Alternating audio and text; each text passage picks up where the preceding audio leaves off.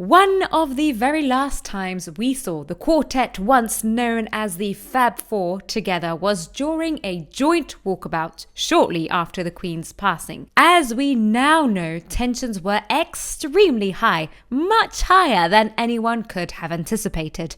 Remember, it was before the Netflix docu-series and Harry's Moanathon book. However, it was after the notorious Oprah interview in which Meghan and Harry very publicly criticised the royal family. We know that the Prince and Princess of Wales watched the interview, so heading into this walkabout, things were spicier than a chili festival. That's why we're taking this opportunity to analyse the two women's body language to understand how they were feeling and, more importantly, who was the dominant alpha female. Let's get to the crunch. Catherine, the Princess of Wales, rarely complains, but she was overheard stating that this walkabout was one of the most challenging things she'd ever had to do. She was particularly close to Queen Elizabeth, who had taken great pleasure in the moments she spent mentoring Catherine, Princess of Wales. The love between the two is evident in any footage of them together. Catherine, Princess of Wales, would have been deeply grieving her loss, and it can't be easy to put on a brave face for the public when you're so sad.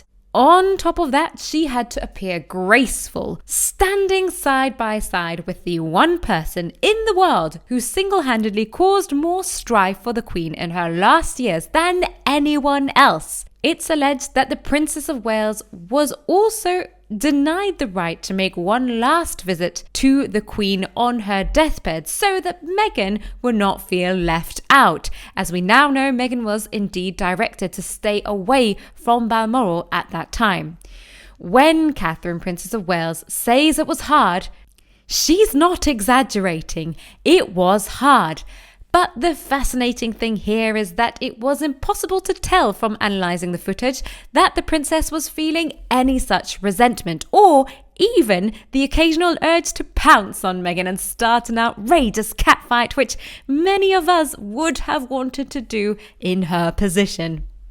The first thing we observe is the moment they exit the cars. Meghan appears hesitant, taking an unusually wide berth from the princess. She seems very unsure of herself. Notice the difference between the Princess of Wales, who strides confidently over to the left of the screen, and Meghan, who follows behind like Bambi taking its first unstable steps. It's so awkward. Both women approach a man and immediately Meghan steps back. The argument is that Meghan always knows where the cameras are at any given moment. It's her superpower. So there is a possibility that she was merely making it easier for the cameras to catch a glimpse of the future king. However, I believe it's more likely that she was uncomfortable being too close to two of the people she had just criticised on the global stage with Oprah. It's worth noting that as they look at the flowers, where the princess is engrossed in reading the notes left by the royal fans for the late Queen, Meghan alternates between clinging on to Harry like a barnacle and stealing occasional glances at the flowers. The difference is that every time Meghan, reads something, she turns back to Harry and informs him. It's reminiscent of a child saying, "Look, Daddy, look, come and look at this, Daddy." She can't just read the notes and absorb the information for herself. Daddy, Daddy, watch me twirl. Daddy, watch me. Then we reach the infamous moment of Meghan scolding her staff for attempting to take the flowers, ultimately finding herself in a pickle, struggling to hold all of the flowers. It's customary for royals to receive flowers, and on this occasion, most of the flowers were offered in memory of the late Queen. Royal aides are there to lighten the load, sweeping in to take the flowers, allowing the royals to continue greeting fans. Meghan, the hoarder Meghan, after 20 minutes is now drowning in flowers. It's hilarious.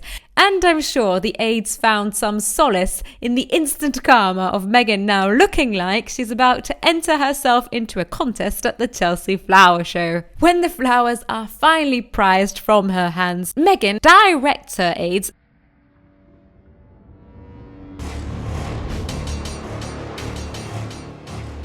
a stark contrast to how Catherine, the Princess of Wales, delegates with a gentle thank you or perfect to her aides. Now let's take another look at Meghan's posture. For a yoga-loving Hollywood celebrity, Instagram famous influencer, how is she effortlessly imitating this evil Disney witch's stoop?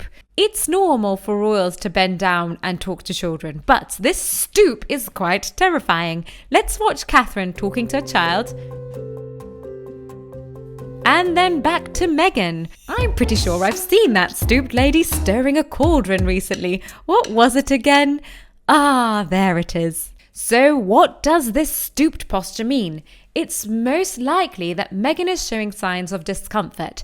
She doesn't want to be here, and that's evident as her posture isn't always so negative. It can mean also that she's feeling submissive, making her body take up less space to cause less inconvenience. Although it is a bit late for that, dare I say. The curvature of her spine and the way she constantly protects her torso are ways of making her feel safer. A throwback to the days when we would use everything we could to protect our vital organs when we sensed danger. Lastly, we see the two ladies walking around the car to get in. Compare the princess walking purposefully and confidently to Meghan, who's imitating an infant lost at the zoo. She doesn't know which way to go, how to open the door. Her shoulders are curved again in that submissive position. It's frantic panic.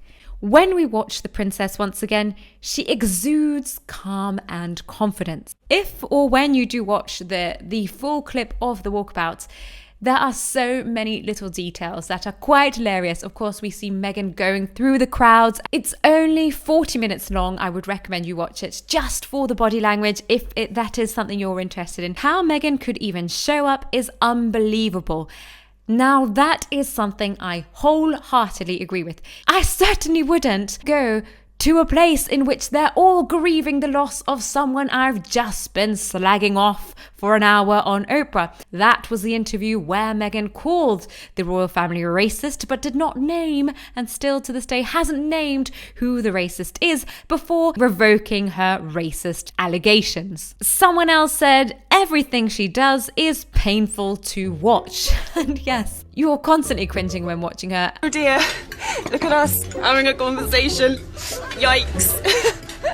Someone else made a really brilliant point and put it into words so clearly and so well. It says, it's clear Markle wanted to hold on to the flowers so she could do a solo walk, placing them on the pile. She even says that to the aide, and you can actually see her saying that to the aide. A stark contrast again to just saying thank you to the aides for being there. The comment continues, she knows exactly what makes a good press shot. She would have got the glory. This point is just so well made. We know with Meghan, everything is planned and everything is manipulated to suit her.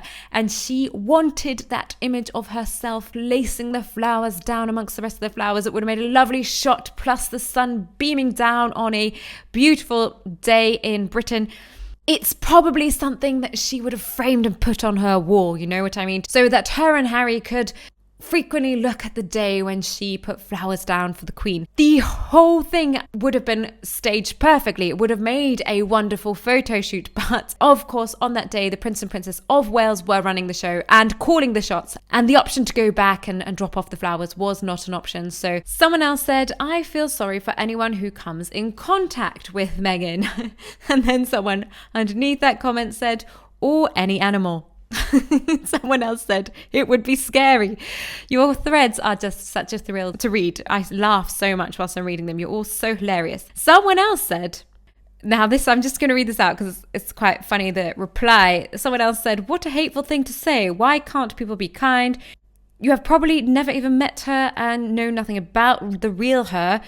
Your veiled racism, xenophobia shines through. Don't be hateful, be kind. We are all human beings. And how does she affect your life in such a negative way for you to be a bully? And someone immediately commented underneath saying, she affects my life in a negative way because she offends me.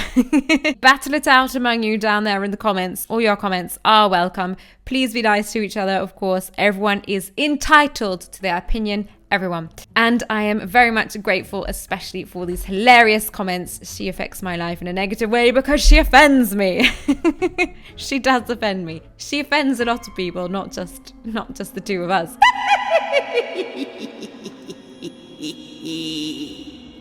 If you think that Catherine, the Princess of Wales, had the more dominant alpha female energy, then give this video a like and subscribe to help the Crown family blossom. See you down in the comments.